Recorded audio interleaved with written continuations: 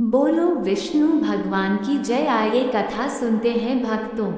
मानधाता बोले कि हे वशिष्ठ जी, यदि आप मुझ पर कृपा करें तो किसी ऐसे व्रत की कथा कहिए जिससे मेरा कल्याण हो। महर्षि वशिष्ठ बोले कि हे राजन, सब व्रतों से उत्तम और अंत में मोक्ष देने वाले आमल की एकादशी के व्रत का मैं वर्णन करता हूँ। यह एकादशी फाल्गुन माह के शुक्ल पक्ष में होती है। इस व्रत के करने से समस्त पाप नष्ट हो जाते हैं। इस व्रत का फल 1000 गोदान के फल के बराबर होता है। अब मैं आपसे एक पौराणिक कथा कहता हूँ, आप ध्यानपूर्वक सुनिए। एक वैदिश नाम का नगर था जिसमें ब्राह्मण, क्षत्रिय, वैश्य और शूद्र चारों वर्ण आनंद सहित रहते थे।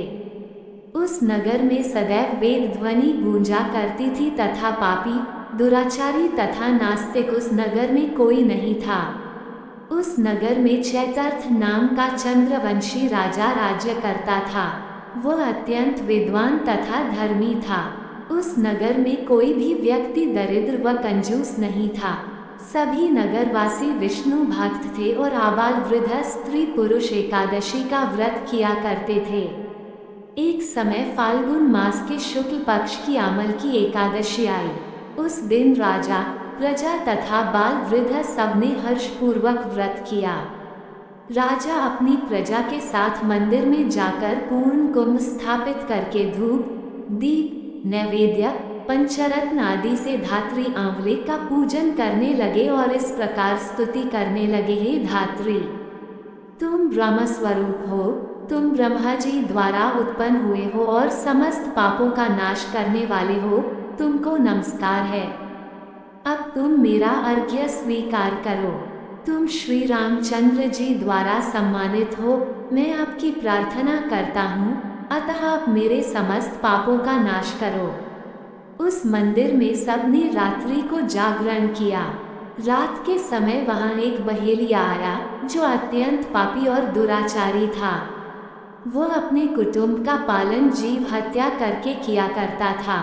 भूख और प्यास से अत्यंत व्याकुल वह बहेलिया इस जागरण को देखने के लिए मंदिर के एक कोने में बैठ गया और विष्णु भगवान तथा एकादशी महात्म्य की कथा सुनने लगा। इस प्रकार अन्य मनुष्यों की भांति उसने भी सारी रात जागकर बिता दी। प्रातः काल होते ही सब लोग अपने घर चले गए तो बहेलिया भी अपने घर चला गया। घर जाकर उसने भोजन किया। कुछ समय बीतने के पश्चात उस बहेलिये की मृत्यु हो गई, मगर उस आमल की एकादशी के व्रत तथा जागरण से उसने राजा विदुरथ के घर जन्म लिया और उसका नाम वसुर्थ रखा गया। युवा होने पर वह चतुरंगिनी सेना के सहित तथा धन धान्य से युक्त होकर 10,000 ग्रामों का पालन करने लगा। वह तेज में सूर्य के समान, कांति में चंद्रमा के समान, वीरता में भगवान विष्णु के समान और क्षमा में पृथ्वी के समान था। वह अत्यंत धार्मिक, सत्यवादी, कर्मवीर और विष्णु भक्त था। वह प्रजा का समान भाव से पालन करता था। दान देना उसका नित्य कर्तव्य था। एक दिन राजा शिकार खेलने के लिए गया। दैवयोग से वह मार्ग भूल गया और दिशा ज्ञान न रहने के कारण उसी वन में एक वृक्ष के नीचे सो गया।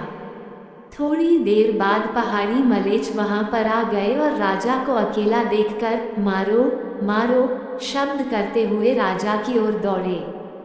मलेच्छ कहने लगे कि इसी दुष्ट राजा ने हमारे माता, पिता, पुत्र, पौत्र आदि अनेक संबंधियों को मारा है तथा देश से निकाल दिया है, अतः इसको अवश्य मारना चाहिए।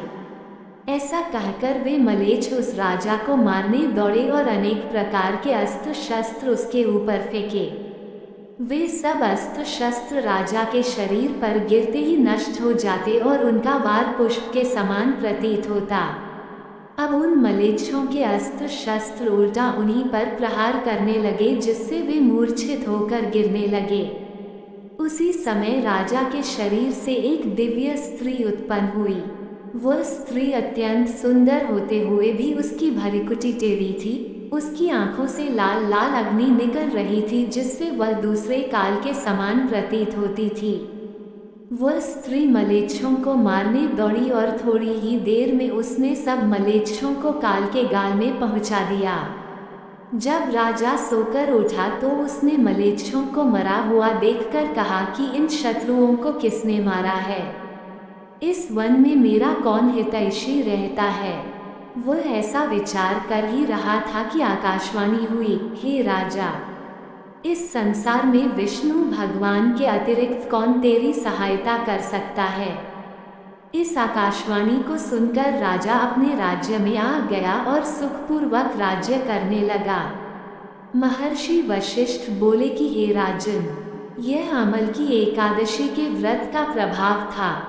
जो मनुष्य इस अमल की एकादशी का व्रत करते हैं वे प्रत्येक कार्य में सफल होते हैं और अंत में विष्णु लोक को जाते हैं। अमल की एकादशी क्या ना करें?